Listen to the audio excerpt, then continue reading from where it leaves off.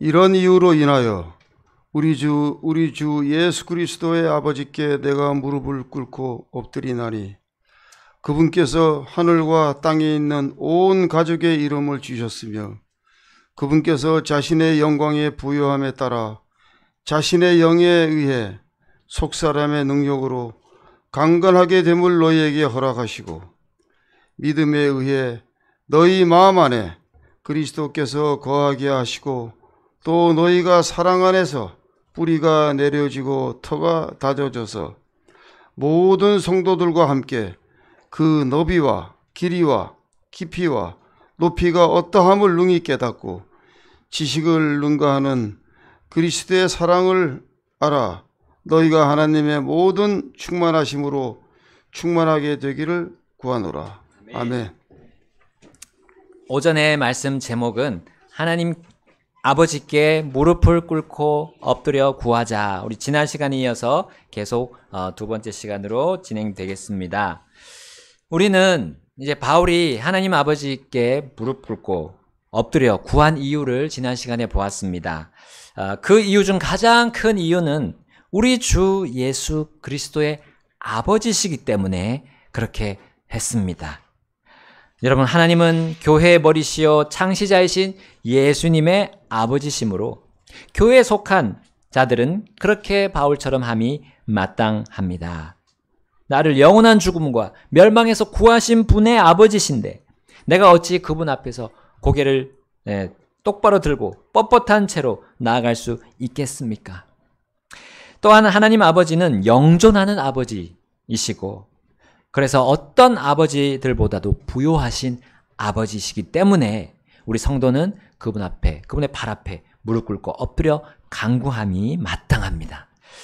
자, 온 가족을 사실상 부양하시는 하나님 아버지께서 자신의 가족에 속한 교회를 또 특별히 부양하시는 그분이심을 우리가 알기 때문에 그분께 우리가 무릎 꿇고 엎드려 간구해야 합니다. 우리의 속사람이 또 강건하도록 영적인 필요를 다 채우시기 때문에 그러해야 하고요. 자, 그러므로 예수님을 나의 구주로 믿은 모든 사람들은 그분을 아버지로서 가장 높이 그리고 모셔야 함이 마땅합니다. 자, 우리 교회를 비롯해서 이 바울은 이제 에베소 교회가 그러하기를 원했습니다. 그러므로 주님의 모범을 그 역시 따라서 했습니다. 그가 먼저 본을 보이는 모습을 우리는 본문을 통해 볼 수 있습니다. 마음으로부터 영존하시는 아버지께 무릎을 꿇고 엎드려 구한 내용을 오늘 우리 또 볼 수 있습니다. 자, 첫 번째로 16절에서 그들의 속사람이 강건하기를 바울은 구했습니다. 육신이 아니라 성령의 인도함에 따라가는 그들의 그 속사람이 영적으로 강건하게 그리고 영적으로 성장하기를 간구한 것이죠. 자, 두 번째로 우리 17절 상반절에 나온 것처럼 믿음에 의해 그리스도께서 그들 안에 거하게 하시기를 구했습니다. 각자가 자신이 주인이 아닌 우리 성도 각자가 내가 이 인생의 주인이 아니라 오직 그리스도께서 우리의 삶의 주인이시고 우리의 삶의 우선순위가 되시기를 이 바울은 간구했던 겁니다. 자, 이제 세 번째와 네 번째를 오늘 보겠는데요. 17절 하반절부터 19절 말씀까지입니다. 한번 우리 같이 읽어보겠습니다. 3장 17절 하반절에 또 너희가 부터 같이 읽겠습니다. 자, 시작. 또 너희가 사랑 안에서 뿌리가 내려지고 터가 다져져서 모든 성도들과 함께 그 너비와 길이와 깊이와 높이가 어떠함을 능히 깨닫고 지식을 능가하는 그리스도의 사랑을 알아 너희가 하나님의 모든 충만하심으로 충만하게 되기를 구하노라. 아멘. 자, 우리가 아버지께 무릎 꿇고 엎드릴 때 그분을 우리는 어미하신 분으로, 그런 분으로만 생각하면 안 됩니다. 엄하신 분으로만 생각하면 안 돼요. 아버지는 우리 늘 자녀들 향해서 사랑을 품고 계십니다. 우리 육의 아버지들도 기본적으로 그러한 하지 않습니까? 예수님께서는 또 뭐라고 했습니까? 이 육의 아버지들에 대해서 그 아버지가 아주 악한 자라도 자기 자녀에게 좋은 것을 줄 줄을 안다 했어요. 육의 아버지들의 그 본성적인 애정을 말씀하셨습니다. 그러시면서 이제 예수님이 말씀하죠. 하늘의 아버지는 얼마나 더 그 자녀들에게 더 좋은 것을 주지 아니하시겠느냐라고 말씀하셨습니다. 자, 우리가 하늘의 아버지께 엎드리며 구할 수 있는 그 원천은 그분께서 가지신 사랑, 그 아버지의 사랑이 풍성하다는 사실이에요. 하나님은 불의에 대해서 심판하는 분이시지만 자신의 사랑을 알고 손을 들며 항복하고 나오는 모든 사람들에게 은혜와 긍휼을 한없이 베풀어 주십니다. 이러한 아버지의 사랑이 주님께 기도하며 우리가 간구하는 동기가 되어야 합니다. 그 사랑이 우리의 기도의 터가 되고 그분의 사랑이 우리의 기도의 뿌리가 되어야 합니다. 여러분, 우리 성도의 삶은 살아 숨쉬고 역동적으로 활동하시는 하나님과 우리가 항상 함께 움직여 가는 겁니다. 그러기 위해서는 우리의 기도가 지금도 강력하게 역사하시는 그분의 사랑의 바탕이 되는 기도여야 한다는 거예요. 자, 우리 18절처럼 바울은 에베소 교회가 하나님의 아버지 그 사랑의 너비가 어떠함을 깨닫기를 구했습니다. 또 그 사랑의 길이도 어떠함을 깨닫기를 구했어요. 또 그 사랑의 깊이도 어떠함을 깨닫기를 구했습니다. 그리고 그 사랑의 높이가 또 얼마나 높은지 깨닫기를 구했습니다. 우리 어린이들 찬송에 그런 찬송 기억나시죠? 깊고도 넓고도 깊고 넓은 샘물 흐르네. 또 어떤 사람은 깊고 넓은 예수님 사랑 이렇게 바꿔서 또 부릅니다. 이 구절에 맞춰서 이렇게 가사를 만든 그런 찬송입니다. 자, 그런데 이 18절에 따르면 두 가지가 빠졌어요. 넓고 깊은, 그것만 있는데 두 가지 뭐가 빠졌습니까? 길이와 높이요. 맞습니다. 길이와 높이가 빠져 있네요. 자, 그래서 우리 2절을 추가해서 만들었으면 좋겠습니다. 그래서 우리 아버지 하나님의 사랑이 길고도 높고도 길고 높은 우리 하나님 아버지 사랑, 예수님 사랑. 자, 이렇게 바꿔야겠습니다. 에베소 교회가 하나님 아버지의 사랑의 그 용량, 그걸 체험해 가도록 바울은 강구했던 겁니다. 그래야 우리의 기도가 맹목적이 되지 않고 또 형식적으로 되지 않을 겁니다. 우리의 믿음의 여행이 무미건조하지 않을 겁니다. 여러분, 안 그래도 우리 성도의 이 인생이 뭐라고 성경에 표현되어 있습니까? 우리의 인생 나그네요, 순례자. 나그네요, 순례자. 얼마 전에 저기 메카에 순례하러 가는 사람들이 많이 죽었더라고요. 참 안타까운 모습을 봅니다. 그렇게 순례하라고 한 말이 아닌데 어떻게 이슬람 교회는 그렇게 잘못 전해져 가지고, 여러분, 우리가 그것은 우리의 믿음의 삶입니다. 우리의 믿는 자들의 인생을 나그네요 순례자라고 말한 건데, 여러분, 세상 사람들이 누리는 것을 우리가 다 누리지 못하는 걸 의미하는 게 이 나그네요 순례자 아닙니까? 이 세상에 있는 거를 다 쓰고 다 남용하고 오용하는 못하는 것이 우리의 성도들의 삶 아닙니까? 우리는 그것을 선용하는 겁니다. 선택해서 하나님이 원하시는 것, 또 하나님을 위해서 그걸 사용할 뿐이에요. 그것이 바로 우리의 한편으로 보면 좀 힘든 삶이 될 수 있습니다. 좀 지칠 수도 있어요.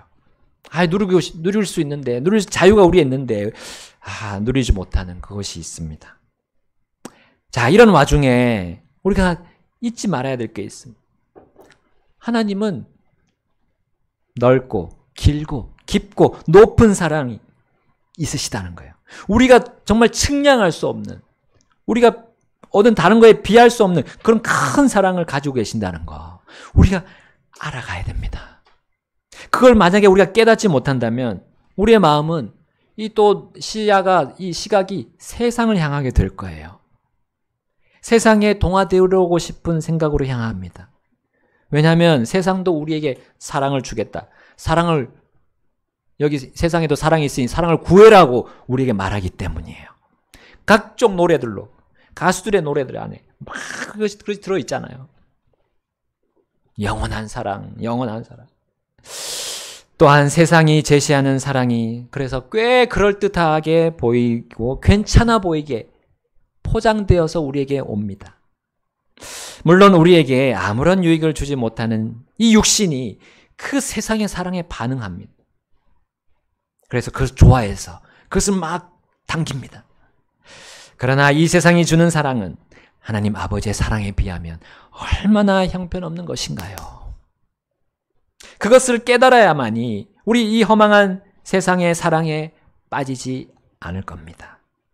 그리고 올바른 것을 우리가 하나님 아버지께 나아가서 무릎 꿇고 엎드려 간구하게 할 수 있게 될 것입니다. 그 아버지의 사랑에 대해 언급하신 그 놀라운 크고 높은 사랑에 대해서, 깊고 넓고 긴 그 사랑에 대해서 우리 예수님의 말씀에서 한번 찾아보겠습니다. 요한복음 15장으로 한번 가보겠습니다. 16절과 19절을 읽겠습니다. 너희가 나를 택한 것이 아니요 오히려 내가 너희를 택하여 세웠나니 이것은 너희가 가서 열매를 맺게 하고 또 너희 열매가 남아있게 하여 너희가 내 이름으로 아버지께 무엇을 구하든지 그분께서 너희에게 그것을 주시게 하려 함이라. 함께 19절 읽겠습니다. 만일 너희가 세상에 속했으면 세상이 자기 것을 사랑하였으리라. 그러나 너희가 세상에 속한 것이 아니요 오히려 내가 세상에서 너희를 택하였으므로 세상이 너희를 미워하느니라. 아멘. 세상은 우리가 새롭게 받은 그 속사람을 미워합니다. 우리의 속사람은 아버지와의 사랑의 교제만을 좋아하기 때문입니다. 그러나 겉사람인 이 육신은 세상과의 사랑의 교제를 좋아합니다. 속사람은 주님께 속했으므로 이 세상이 주는 사랑에 반응하지 않습니다. 그것을 미워하고 거부합니다. 그러나 이 겉사람인 이 육신은 여전히 세상과 코드가 잘 맞아요. 그렇기 때문에 세상을 선택하려고 합니다. 우리의 기도와 간구가 아버지께 올라가서 무엇을 구하든지 우리가 그대로 다 받기 위해서는 우리가 그분의 사랑이 무엇인지 우리 계속 알아가야 합니다. 여러분, 교회 안에서 우리 그분과의 사랑의 교제가 계속 이어져야 합니다.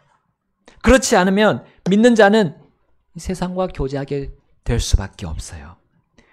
그 교제로 인해서 세상을 사랑하는 이 육신을 따라서 어그러진 그 길로 빠지게 됩니다. 여러분, 우리 한 가지 예로 바울과 함께 동역했던, 일했던 데마가 있어요. 디모데후서 4장 10절에 이렇게 말씀합니다. 이는 데마가 이 현 세상을 사랑하여 나를 버리고 데살로니가로 떠났고 했습니다. 여러분, 하나님의 그 사랑의 너비, 길이, 깊이, 높이가 어떠함을 깨닫지 못한다면 믿는 자라 해도 이렇게 될 수 있다는 거 우리에게 예로 보여줍니다. 여러분, 데마는 바울 옆에 항상 있었고 또 얼마나 그 하나님의 사랑이 역사하시는 그 삶의 현장에 있었습니까? 그걸 목격했습니까? 바울은 골로새 교회에게 편지를 쓸 때 데마를 소개합니다. 고난 속에서도 그 아버지의 사랑을 체험하면서 교회들에게 감옥에서 서신을 쓴 그 바울의 곁에서 그 데마가 있었던 거예요. 거기에 누가라는 의사가 또 그 옆에 바울 가까이에 있었습니다. 누가와 데마가 자신의 옆에 있었다고 골로새 교회에게 편지를 썼었어요. 그만큼 그는 바울 옆에서 하나님의 사랑을 체험했던 사람입니다. 그런데 그가 세상을 사랑하고 떠나게 된 그 연유가 무엇이겠습니까?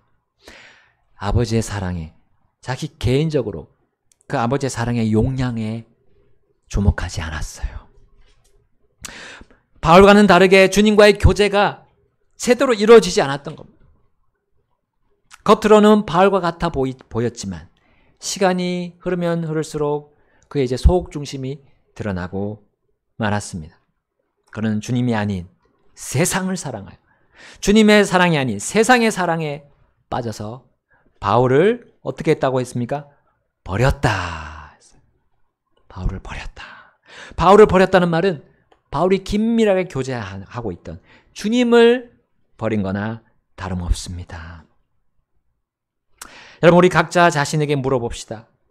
나는 아버지의 사랑을 깨달아가면서 그분께 기도하고 간구하고 있습니까? 아니면 그냥 맹목적으로 하니까, 다른 사람이 하니까 기도하고 또 해야 되니까 기도하고 의무적으로 하고 있지 않습니까? 하나님의 사랑과 그분의 뜻을 알면서 구하지 않는다면 우리에게 유익이 없습니다. 아버지의 사랑의 그 너비와 길이와 높이와 깊이를 우리가 다 측량할 수는 없지만 우리는 그것을 또 알아가려고, 깨달아가고 이해하려고 하는 우리의 삶이 되어야 합니다. 왜냐하면 아버지께서는 이 성경 기록을 통해서 자신의 사랑에 대해서 계속 알려주시기 때문이에요. 계속 우리에게 보여주시기 때문입니다. 요한일서 우리 2장으로 한번 가보겠습니다. 24절 또 26절 두 구절 읽겠습니다. 제가 먼저 24절 읽고요. 26절 함께 읽겠습니다. 그러므로 너희가 처음부터 들은 그것을 너희 안에 거하게 하라. 처음부터 너희가 들은 그것이 너희 안에 남아있으면 너희도 아들 안에 그리고 아버지 안에 계속 거하리라. 함께 26절 읽겠습니다. 너희를 미혹하는 자들에 관하여 내가 이것들을 너희에게 썼노라. 아멘. 자, 아버지의 사랑은 책에 기록되었습니다. 성경을 통해 요한이 들은 그 아버지의 사랑을 우리에게 알려준 거예요. 그러면 우리가 성경을 통해서 그분의 사랑의 음성을 듣는 겁니다. 무엇이 아버지의 사랑인지 우리가 듣는 거예요. 그리고 우리는 그 사랑의 음성에 반응해야 합니다. 왜냐하면 이 미혹하는 자들이 있기 때문이에요. 아버지의 그 음성이 사랑의 음성이 아니라고 미혹합니다. 그것은 오래되어서, 이 성경은 오래되어서 구닥다리이기 때문에 너희들 그거 읽을 필요 없다 라고 미혹하는 것이 이 세상에서부터 들어옵니다. 이 성경에 있는 것은 이 현실과는 동떨어진 그런 삶의 방식이기 때문에 너희들 별로 유익이 없다라고 이 세상은 우리에게 미혹합니다. 그러나 주님을 거부하는 이 세상 체계와 저 하늘 아버지는 아무런 관계가 없습니다. 이 세상은 진리를 왜곡시킬 뿐입니다. 그리고 거짓말을 사람들의 마음에 주입시킬 뿐입니다. 세상이 제시하는 그 사랑은 여러분 거짓이라는 털을 다지게 하고 오류라는 뿌리를 내리게 할 것입니다. 우리 세상의 이 체계들 조심해야 됩니다. 내가 주님의 자녀라면 여러분 우리가 아버지의 사랑을 떠올리면서 그분 앞에 간구할 뿐이에요. 그분의 사랑, 요한일서 3장 1절에 이렇게 우리에게 한 단어로 표현해 주고 있습니다. 보라, 아버지께서 어떠한 사랑을 우리에게 베푸사 우리가 하나님의 아들들이라 불리게 하셨는가? 그러므로 세상이 우리를 알지 못함은 세상이 그분을 알지 못하였기 때문이라. 아멘. 어떠한 사랑입니까? 우리를 아들들로 삼아주신 사랑입니다. 여러분, 나는 예수님을 나의 모든 죄값을 담당하신 분으로 믿었습니까? 여러분, 그렇다면 나는 누가 뭐래도 하나님 아버지의 자녀이자 그분의 아들입니다. 그분께서 약속하셨습니다. 요한복음 1장 12절에 그러나 그분을 받아들이는 자, 곧 그분의 이름을 믿는 자들에게는 다 하나님의 아들들이 되는 권능을 그분께서 주셨으니. 아멘. 여러분, 하나님의 아들들이라는 거, 아들로 삼아주셨다는 것, 거기에 아버지의 사랑이 있습니다. 거기에 아버지의 너비와 길이와 깊이와 높이를 우리가 계속 재어 나갈 수 있는 무한한 사랑이 거기에 들어있어요. 여러분, 육의 아버지의 사랑이 우리가 얼마나 위대하다고 우리가 많이 칭찬합니까? 그리고 많이 알리고 있습니다. 하물며 영들의 아버지는 비교조차 되지 않습니다. 여러분, 지금 받고 있는 우리 하늘 아버지의 무한한 사랑뿐만 아니라 우리가 또 앞으로 받을 그분의 사랑, 그분의 사랑의 원천을 여러분 이 구절로 보여주고 있습니다. 하나님의 아들이 되었다는 것은 무한한 아버지의 사랑을 받을 자격이 되었다는 거예요. 그 자격은 사람에게서 나지 않습니다. 세상에서 나지 않습니다. 사람의 어떠한 사랑으로도, 사람의 어떤 방식으로도, 지혜와 아주 뛰어난 명석한 그 머리에서 나오는 어떤 계획으로도 얻을 수 없는 게 이 아버지, 하나님 아버지 아들들이 되는 자격이에요. 아버지의 그 사랑을 받아들임으로만 얻을 수 있는 자격입니다. 아버지가 제시하신 그 사랑을 내가 믿는 그 믿음만으로 얻을 수 있는 자격이에요. 그분의 사랑을 얻으려면 그리스도 예수님을 나의 구주로 믿어야 가능합니다. 그 그리스도는 하나님 아버지의 사랑을 충만하게 보여주시는 사랑이시기 때문입니다. 3장 19절, 우리 에베소서 3장 19절로 돌아가서 지식을 능가하는 그리스도의 사랑을 알아 너희가 하나님의 모든 충만하심으로 충만하게 되기를 구하노라. 아멘. 바울은 네 번째로 교회가 이 지식을 능가하는 그리스도의 사랑을 알아서 하나님의 모든 충만하심으로 충만하게 되기를 간구했습니다. 여러분, 이 지식을 능가한다고 했어요. 이 사람의 지식은 정말 충만합니까? 그리고 무한합니까? 우리 사람은 상상의 나래를 막 펼칠 수 있어요. 그래서 다른 사람들이 보기에도 참 신기한 거, 이런 거 생산해내지 않습니까?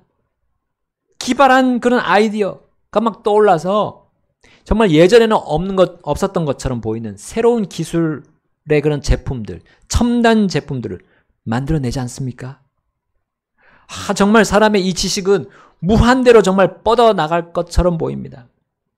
AI라는 게 나오고 지금 막 제4차 산업혁명이라고 하면서 무한한 지식을 가진 것처럼 보입니다.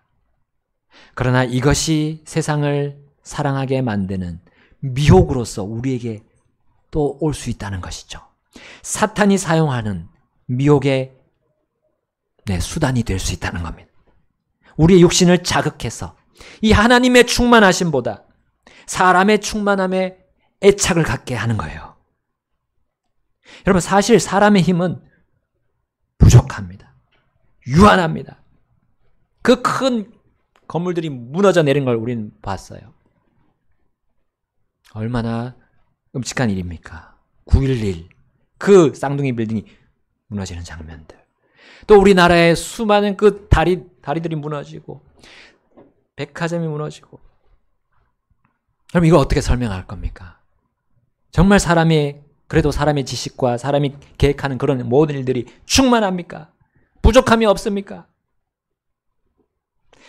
여러분, 이 세상에서 거의 모든 복락과 쾌락을 누려본, 그리고 세상의 지식과 지혜에 통달했던 그 한 사람이 성경에 나옵니다. 그리고 우리는 믿지 않아도, 몰라도, 성경을 몰라도 아는 그 사람이 있어요.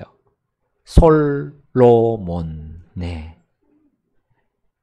다 누려봤잖아요. 얼마나 지혜가 충만했습니까? 그러나 그가 세상의 것들을, 한계가 있음을, 사람의 지식에 한계가 있음을 이렇게 선포합니다. 전도서 1장 9절입니다.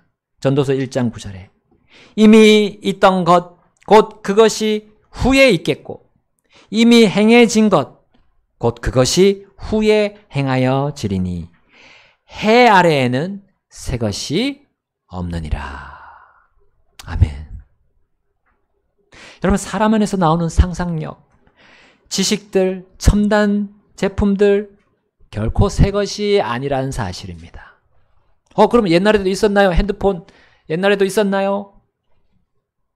이런 모양은 아니겠지만 그런 지식과 지혜는 다 있었던 거예요. 이 말씀이 진리라면 그렇습니다. 우리는 이 말씀이 진리라고 믿는 사람들이 성도들이고 교회입니다. 예전의 생각들, 예전의 기술들 지금도 있습니다. 지금 있는 그런 것들 예전에도 있었던 지식들이, 체계들입니다. 사람은 한계를 지니고 있습니다. 영원히 지속될 것 같은 사람의 각종 사랑도 유한할 뿐입니다. 남녀 간의 사랑 영원하다고 막 노래하지만 영원할 수 없습니다. 친구 간의 사랑 그렇고요. 부모와 자식 간의 사랑조차도 영원할 수 없습니다. 영원히 지속되는 것은 우리 주 예수 그리스도의 아버지의 사랑입니다. 그렇기 때문에 그 사랑이, 그 그리스도의 사랑이 우리의 지식을 능가한다고 바울은 선포했습니다. 그것은 바로 하나님의 아들들 안에 있는 그리스도의 사랑이라는 사실이에요. 하나님 아들들만 받을 수 있는 사랑이라는 사실입니다. 그 너비, 길이, 깊이와 높이를 우리가 깨달아 알아가는 것, 이것이 우리를 풍요롭게 합니다. 돈이 우리를 풍요롭게 하는 것이 아닙니다. 사람들과의 관계가 많으면 많을수록 좋다고요? 아니죠. 그 수많은 사람들의 사랑을 받는 연예인들 보세요.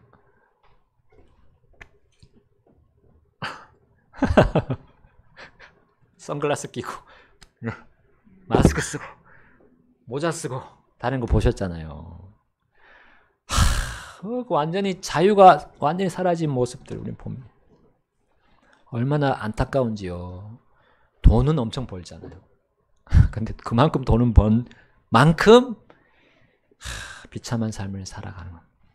그게 힘드니까 이제 어떻게 합니까? 네. 약 먹고 맞고 그게 수순인 것 같아요.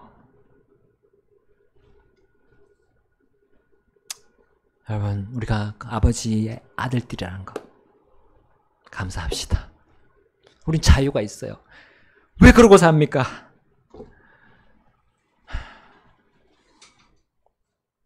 우리는 주님의 이 무한한 사랑을 깨달아 알고자 강구할 필요가 있습니다. 왜냐하면 우리가 구하거나 생각하는 것은 한계가 있습니다. 세상 안에서 사람이 구하는 그 유한한 것을 계속 구하려는 우리 육신이 있기 때문이에요. 세상은 계속 그 육신을 자극해서 미혹해서 세상의 것들을 구하게 만듭니다. 그러므로 우리는 그것을 뛰어넘으시는 분, 하나님의 영 안에서 강구해야 됩니다.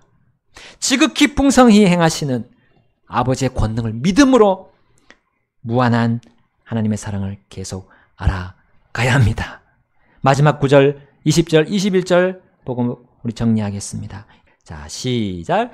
이제 우리 안에서 역사하시는 그 권능에 따라 우리가 구하거나 생각하는 모든 것 이상으로 지극히 풍성하게 행하실 수 있는 그분에게, 곧 그분에게 영광이 교회 안에서 그리스도 예수님에 의해 모든 시대에 걸쳐 끝없는 세상까지 있기를 원하노라. 아멘.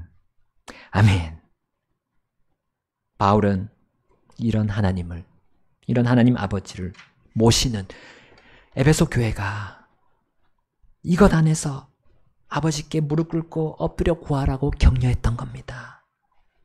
그분이 해놓으신 사랑 안에서 간구하라고 권면했습니다. 또한 아버지의 사랑의 그 용량이 얼마나 위대하고 풍요로운지 살펴보고 연구하면서, 그래서 그거로 기도하라고 우리를 격려하고 응원하고 있습니다. 그래야 우리가 이 세상을 보는 눈이 올바를 수 있기 때문입니다. 세상은 하나님의 존재에 대한 지식 없이 이 세상을 천국으로 만들려고 한 우리 볼 수 있어요. 세상은 하나님의 사랑도 모른 채, 야, 우리가 서로 사랑하자라고 노래하면서 평화로운 세상을 꿈꾸고 있음을 우리 봅니다. 사람들 간에 있는 그 모든 그 벽을 무너뜨리지 못하면서도 뭐라고 말합니까? 그 벽을 넘어가자, 그 벽을 넘어서라고 소리치는 거. 우리는 1988년 서울올림픽 그 노래에서 들었습니다. 올림픽의 영이 활동하고 있습니다. 이제 또 파리에서 또 올림픽이 일어나죠. 올림픽의 영이 있어요. 그 정신이 어디서 오는 겁니까? 이 성경에서 많이 갖고 와요. 근데 거기에 하나님 아버지, 예수님 싹 빠져 있어. 좋은 말은 많이 나오고, 그러나 하나님은 없는 텅 빈 영이죠. 부정한 영이 그렇게 합니다. 마귀의 영이 그렇게 하고 있어요.